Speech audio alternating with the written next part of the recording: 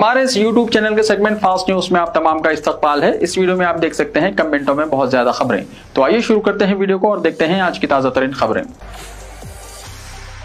हनुमान जयंती के मौके पर पुराने शहर में शरअंगेजी की कोशिश। हनुमान जयंती के मौके पर बाज़ अशरार की जानिब से पुराने शहर के हसास इलाके मादन्ना पेट में शरअंगेजी का मुजाहरा करते हुए मस्जिद पर संगबारी की गई। बैरिस्टर असदुद्दीन ओवैसी सदर कुल हिंद मजलिस इत्तेहादुल मुस्लिमीन व रुकन पार्लियामेंट हैदराबाद की हिदायत पर जनाब जाफर हुसैन मेराज रुकन असेंबली मजलिस फौरी तौर पर वहां पहुंच गए और अशरार के खिलाफ सख्त से सख्त कार्रवाई करने का मुतालबा किया। इस मौके पर रुकन असेंबली ने मीडिया को बताया कि मादन्ना पेट धोबी घाट के करीब वाक़ जमाल मोहम्मदी मस्जिद पर आज शरपसंदों की जानिब से संगबारी की गई, जिसके नतीजे में मस्जिद की खिड़की के शीशे को नुकसान पहुंचा। इत्तला मिलते ही सदर मजलिस की हिदायत पर उन्होंने यहां पहुंचकर मुकम्मल तफसीलात हासिल की। इनके हमरा मजलिसी कॉर्पोरेटर्स जनाब मुजफ्फर हुसैन और जनाब शफात अली भी मौजूद थे। रुकन असेंबली ने कहा कि शहर और रियासत में पुरअमन माहौल है, लेकिन बास शरपसंद अनासिर मजहब और त्यौहार के बहाने यहाँ की पुरअमन फिजा को मुकद्दर करने की कोशिश कर रहे हैं। रुकन असेंबली ने हुकूमत और कमिश्नर पुलिस से दरख्वास्त की कि वो इस वाक़े में मुलव्विस अशरार के खिलाफ जल्द से जल्द सख्त कार्रवाई करें।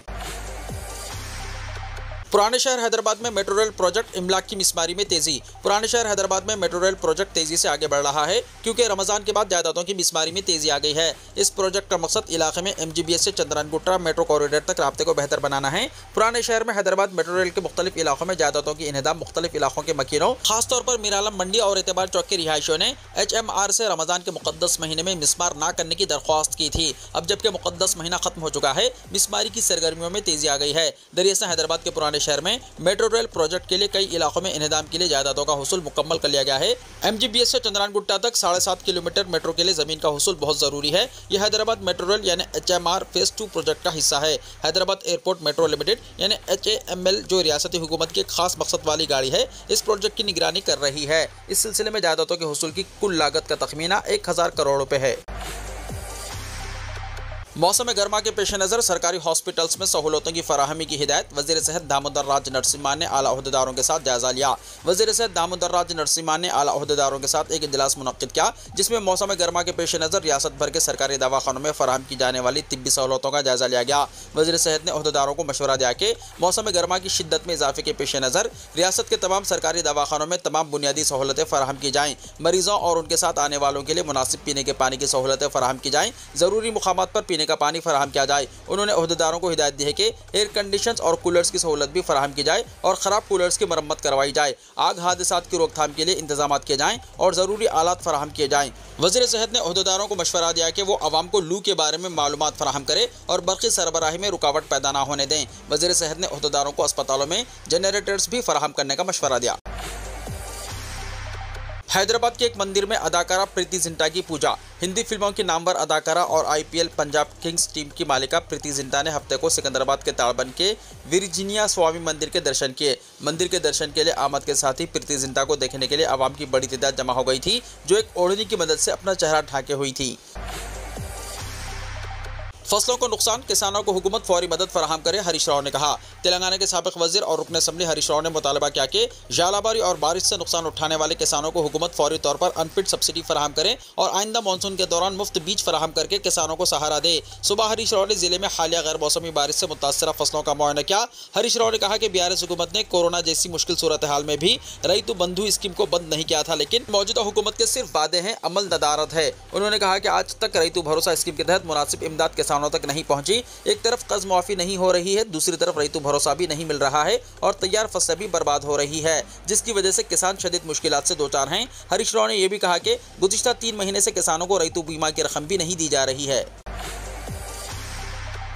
रुकन कौंसिल BRS कविता का करमन घाट हनुमान मंदिर में दर्शन। हनुमान जयंती के मौके पर रुकन असेंबली BRS के कविता ने करमन घाट के हनुमान मंदिर में खुसूसी पूजा में शिरकत की। इस मौके पर रुकन असेंबली सुधीर रेड्डी, मंदिर के पुजारी और मुंतजिमीन ने के कविता का पुरतपाक इस्तकबाल किया।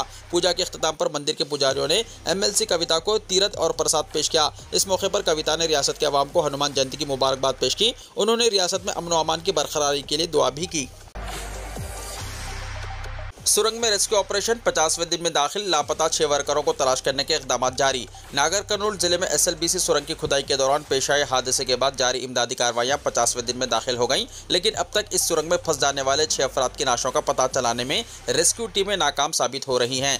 22 फरवरी को सुबह 8 बजे सुरंग की खुदाई के दौरान ऊपरी हिस्सा मुनहदम हो गया था। इस हादसे में चंद मजदूर किसी तरह अपनी जान बचाकर बाहर निकल आए, तहम काफी अंदर तक पहुंचकर काम करने वाले 8 मजदूर इसमें ही फंस गए थे। हादसे के 16वें दिन पंजाब के मशीन ऑपरेटर गुरप्रीत सिंह और 25वें दिन उत्तर प्रदेश के इंजीनियर मनोज कुमार के नाशों को बाहर निकालकर वोरसा के हवाले कर दिया गया था।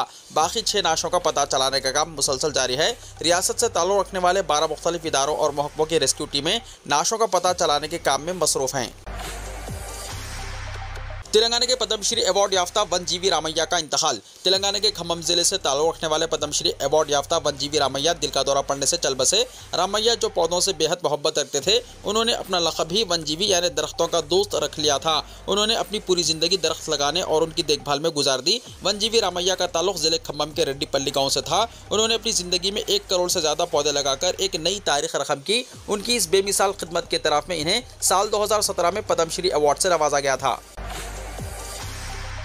वनजीवी रामैया को चीफ मिनिस्टर तेलंगाना का खिराज। पद्मश्री वनजीवी रामैया की मौत पर तेलंगाना के चीफ मिनिस्टर रेवंत रेड्डी ने उनके अरकान खानदान से ताज़ियत का इजहार किया।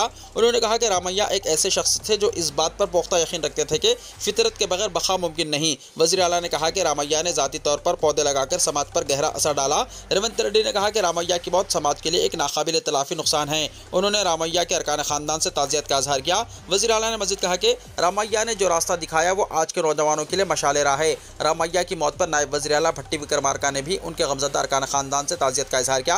उन्होंने कहा कि रामैया की मौत रियासत और मुल्क दोनों के लिए एक अजीम नुकसान है। साबिक़ वज़ीर हरीश राव ने भी फितरत से मोहब्बत करने वाले रामैया की मौत पर दुख का इजहार किया।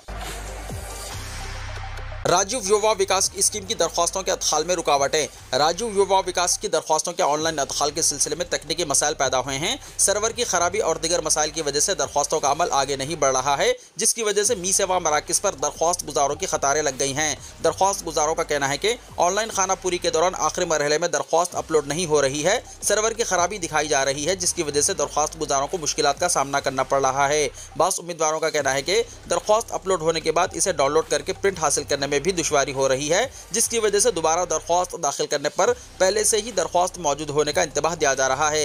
राजीव युवा विकास स्कीम के लिए दरख्वास्तों की आखिरी तारीख 14 अप्रैल है। इंटरमीडिएट के 25 या 27 अप्रैल को रिजल्ट्स का इम्कान। तेलंगाना बोर्ड ऑफ इंटरमीडिएट ने 25 या 27 अप्रैल को इंटरमीडिएट एग्जाम्स के रिजल्ट्स जारी करने का मंसूबा बनाया है। बोर्ड के ज़राए के मुताबिक 5 मार्च से 25 मार्च तक इंटरमीडिएट के एग्जाम्स मुनक्किद हुए थे, जिसमें फर्स्ट ईयर और सेकेंड ईयर के 9,96,000 से ज़्यादा तलबा ने शिरकत की। जवाबी ब्याजात की जाँच का काम मुकम्मल कर लिया गया है। इसके अलावा ऑनलाइन तरीक़ेकार के तहत तलबा के मार्कशीट को भी पेश कर दिया गया है। सिर्फ तलबा के मार्कशीट की दोबारा जाँच का काम होना बाकी है। बोर्ड के अहदेदारों का कहना है कि ये अमल 20 अप्रैल तक मुकम्मल कर लिया जाएगा। इस तरह 25 अप्रैल तक नतायज जारी करने की तैयारियां कर ली जाएंगी। हैदराबाद के राशन कार्ड वालों को 1 मई से बारीक चावल। वजीर सिविल सप्लाईज उत्तम कुमार रेड्डी का बयान। वजीर सिविल सप्लाईज कैप्टन एन उत्तम कुमार रेड्डी ने इंकशाफ किया है कि हैदराबाद के राशन कार्ड गिरंदों को 21 मई से बारीक चावल सरबराह किया जाएगा। उत्तम कुमार रेड्डी ने वजाहत की है कि मजालिस मुकामी MLC सीट हैदराबाद के इंतखाब के सिलसिले में ज़ाब्ता अखलाक के निफाज की वजह से हैदराबाद में बारीक चावल सरबराह नहीं किया जा रहा है। ताहम ज़ाब्ता अखलाक की मुद्दत ख़त्म होने के बाद 1 मई से हैदराबाद में राशन की दुकानों से बारीक चावल की सरबराही शुरू कर दी जाएगी। उन्होंने कहा कि फिलवक्त रियासत भर में तकरीबन 3 करोड़ अफराद बारीक चावल की स्कीम से इस्तेफादा कर रहे हैं, जिस पर हुकूमत तकरीबन 13,000 करोड़ रुपए खर्च कर रही है। उन्होंने कहा कि कांग्रेस ने तमाम राशन कार्ड गिरंदों को बारीक चावल सरबराह करने का जो वायदा किया था, इस पर वो अमलावरी कर रही है।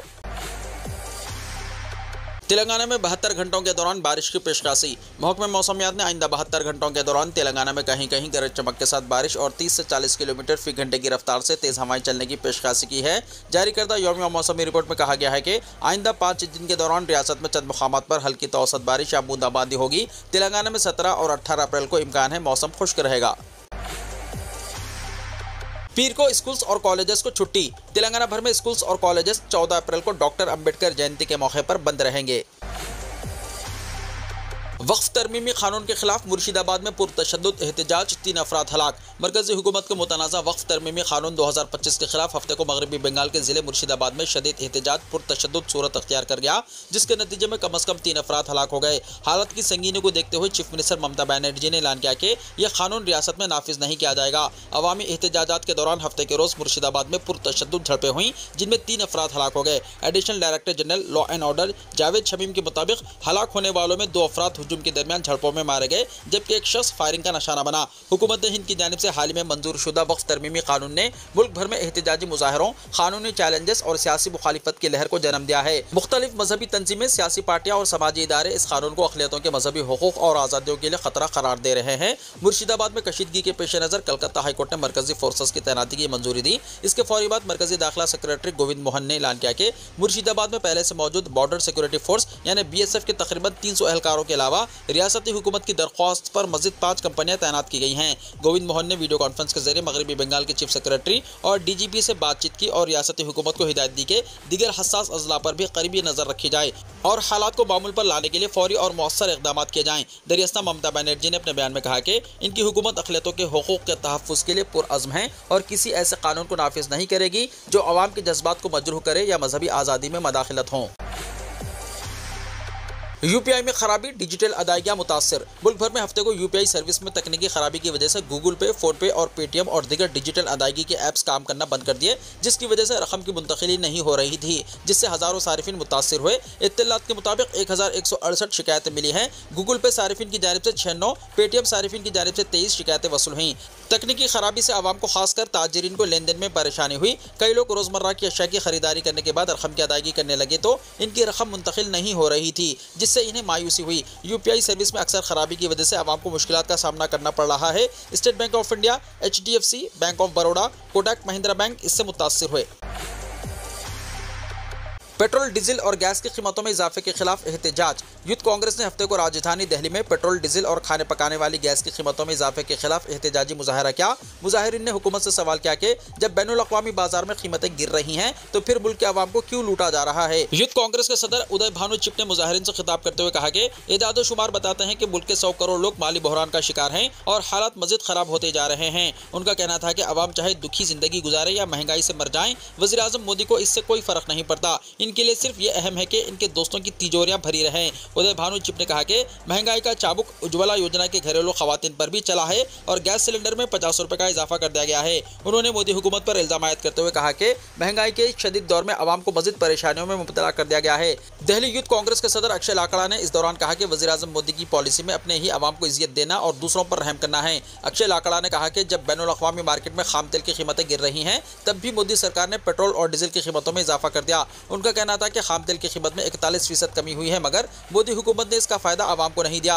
उन्होंने मजीद कहा कि बैनुल अक़वामी मार्केट में खाम तेल 35 रुपए फी लीटर फरोख्त हो रहा है और एक गुज़िश्ता 4 वर्षों में खाम तेल की कीमतों में आई सबसे बड़ी गिरावट है, मगर मोदी सरकार इस सस्ते तेल का एक जर्रा भर भी आवाम को फायदा नहीं पहुंचा रही है। अक्षय लाकड़ा ने हुकूमत से मुतालबा किया है कि खाना पकाने वाली गैस की बढ़ती हुई कीमतों को फौरी तौर पर वापस लिया जाए और आवाम को इस महंगाई से राहत दी जाए। बसूरत दिगर यूथ कांग्रेस सड़क से पार्लियामेंट तक अपना एहतजाज जारी रखेगी। गुस्ताख रुकन असम्बली यतनाल के खिलाफ गुलबर्गा में एहतजाज। रियासत कर्नाटका के रुकन असम्बली बसनागोड़ पाटिल यतनाल की जानिब से हुजूर अकरम सल्लल्लाहु अलैहि वसल्लम की शान अक़दस में नाजिबा रिमार्क्स करने के खिलाफ हफ्ते को शहर गुलबर्गा में मुसलमानों ने सख्त एहतजाज करते हुए मलून रुकन असम्बली को गिरफ्तार करने का मुतालबा किया। मुसलमानों ने गुलबर्गा के मुस्लिम चौक पर जमा होकर एहतजाज किया और बिला ताखिर मलून रुकन असम्बली को कानून साज असम्बली से मुअत्तल करने का मुतालबा किया। एहतजाजियों ने कहा कि आज मुसलमानों ने BJP की एक रुकन असम्बली यतनाल के गुस्ताखाना रिमार्क्स के खिलाफ एहतजाज किया है। हमने यतनाल की फौरी गिरफ्तारी और असम्बली से मुअत्तली का भी मुतालबा करते हैं।